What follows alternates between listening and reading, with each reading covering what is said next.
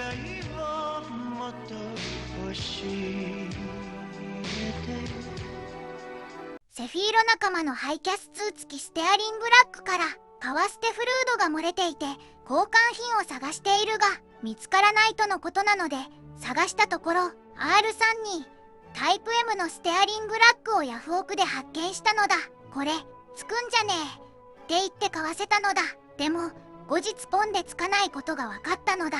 つかないものを買わせてしまってごめんなさいなのだ。ポンで取り付けすることができない R32 のステアリングラックは面白そうなので、自分のセフィーロに取り付けて取り外したステアリングラックをセフィーロ仲間に渡すことにしたのだ。だけどセフィーロ仲間に買わせてしまった R32 タイプ M のステアリングラックの状態が悪く EPS ソレノイドバルブもついていなかったので、このステアリングラックはつけないことに決めたのだ。交換するステアリングラックは C35 ローレルのものに決定したのだ。まずはこれを買ってリビルドの返却品にするのだ。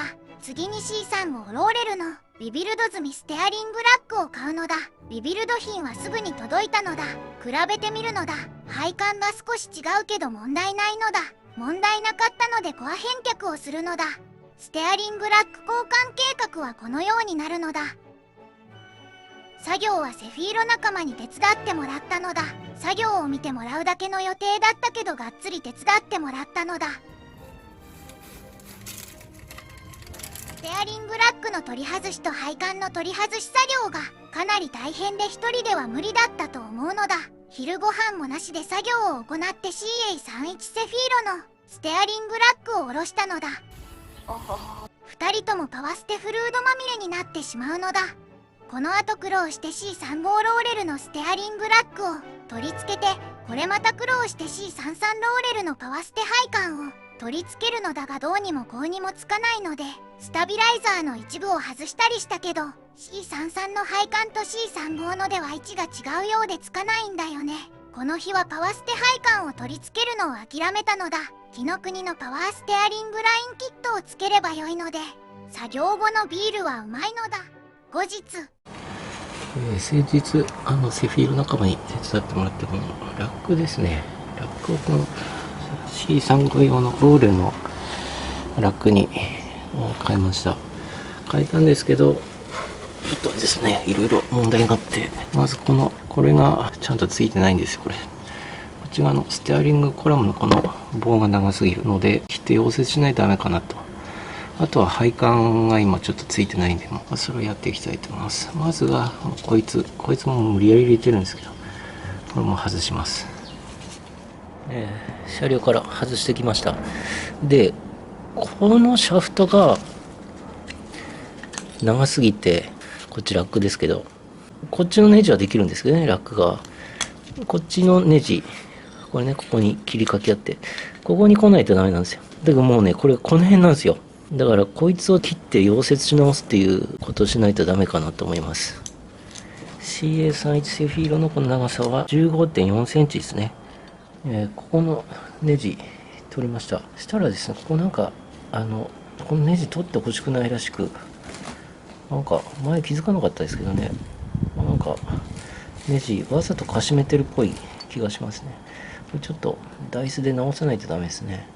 で、順番はこのネジ取って、こいつを取って、こっちも取って、5が上で、これ取って、でこれね、入ってる、であとこれ 5が下ね。はい、これで取れました。2.5 センチカットすることにします。切りました。で、確か 2.5 センチ切るって言ってたのに、2センチぐらいしかないんですよね。誤差かな。2センチないぐらい。貝先加工をちょっとして、長さがだいたい 12.9 ぐらい。とりあえずここテープでぐるぐる巻きにして、車両に一回仮付けして、これがちゃんとネジがここ入れられるのか、これをちょっと見てみたいと思います。テープでぐるぐる巻きにしました。これでちょっとやってみます。これ車両につけて仮合わせしてみました。ちょっとですね、切りすぎたみたいですね。2センチぐらいだったんですけど、なんかどうも 1.5 ぐらいで良かったみたいで、思ってたのとちょっと違いますね。アースクリップでこう挟むと。そしたらもうこれ動かないんで、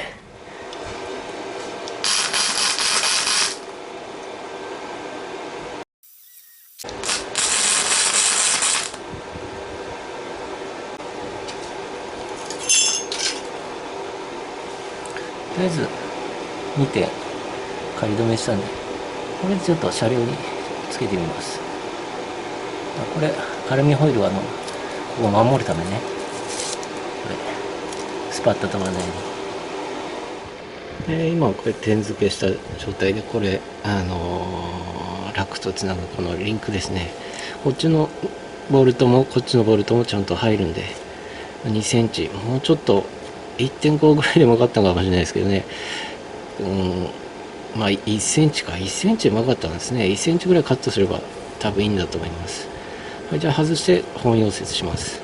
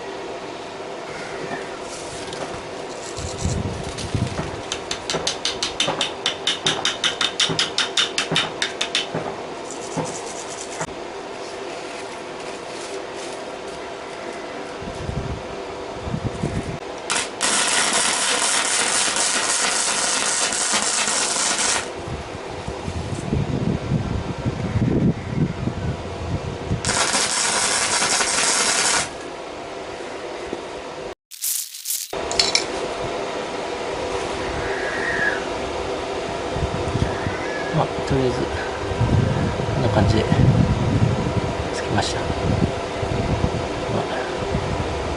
ちょっと削りますね。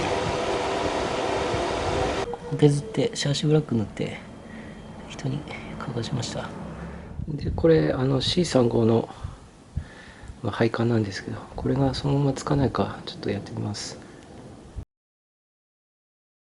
車両に当てみたんですけど、やっぱね、これもう知恵の輪みたいな感じで、僕は知恵がないからちょっとこれつけられなくて、諦めて紀ノ国のにしようと思ったんですけど、それするとこれが使えなくなるんですよね。プレッシャースイッチが使えなくなるんで、ハンドル切った時に回転数上がんないと、それ嫌なんで、一旦ここをブチって切ってつくかちょっと合わせてみます。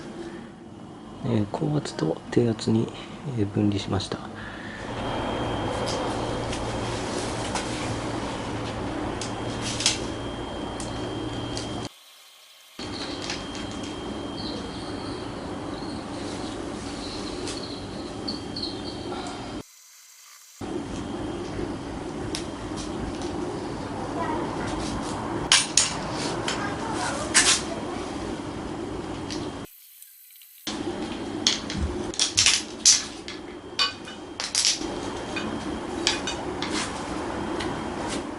これで車両につけてみます。とりあえず半分に切っただけで入りました。大変ですけどね、そんでもね。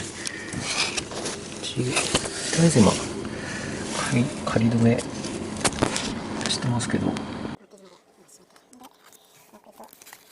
圧力スイッチのコネクタついてて、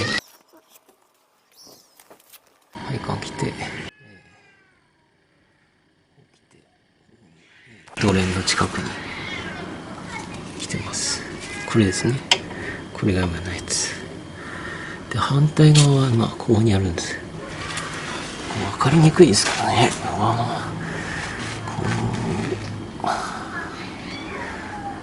コンプレッサーの近く通って上にこう、分かるかなこれ。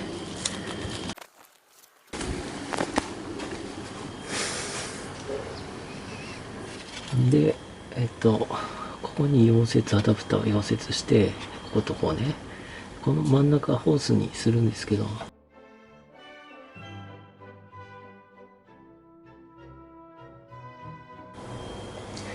切りました。高圧の配管。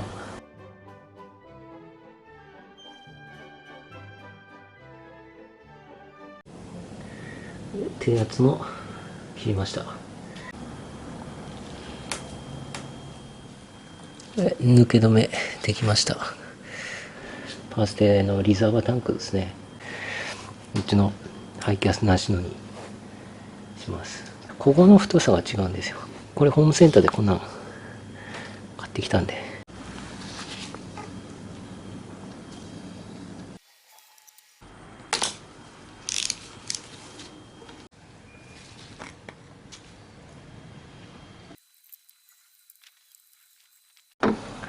で、完成ですね。高圧のパイプ、ここに紀ノ国の溶接アダプターってやつをロー付けしてっていう感じになりますね。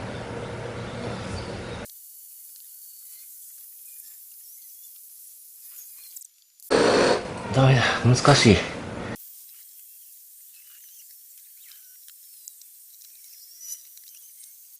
やー、難しい。なんかちゃんとついてない。ロー付けしたんですけど、全然うまくいかなくて、ちゃんとついてないところなんで、そこだけちょっともう溶接、そこだけ溶接してハイブリッドでやろうかなと思います。もうめちゃくちゃひどいですけど、とりあえずもうこれでつけます。これで持ってくるようだったら、もう全部溶接しようかなというふうに思います。こんな感じになります。これつけて、で、こう紀ノ国で買ったこのホース、これでつなぐという感じになります。低圧はこのタイヤホースですね。内径 9mm、ホースバンドは 18mm。切りすぎちゃいました。なんで、ちょっと 1.2 センチぐらい戻します。再度溶接しました。これで、つけます。とりあえず配管、こんな感じで、つけました。でこれでバステフルード入れて漏れないかチェックですね。はい。高圧バンツって取れました。ハイブリッドとかアホなこと言ってダメでしたね。でこれ後で溶接し直しですね。こっち側も多分ダメですね。こっちも取らないとダメですね。車両から配管外してきました。でこっちですね。こっちはとりあえず取れませんでした。取れなかっただけの話ですからね。こっちですね。これが今取れてる状態。ちゃんとくっついてないですね。予想通りね。なんでこれちょっときれいにして溶接でなんとかやってみたいと思います。と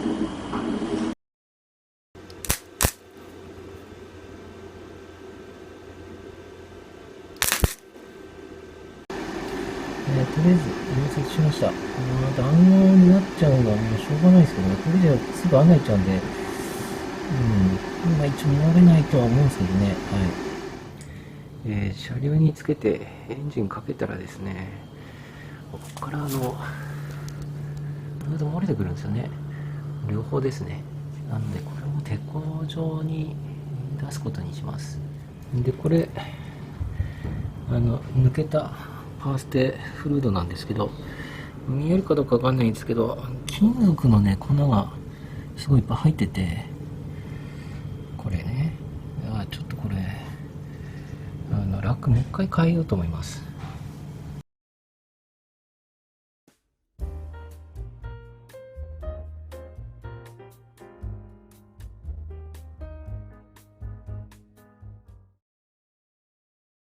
つけようと思ったらね、つかないんですよ、これ。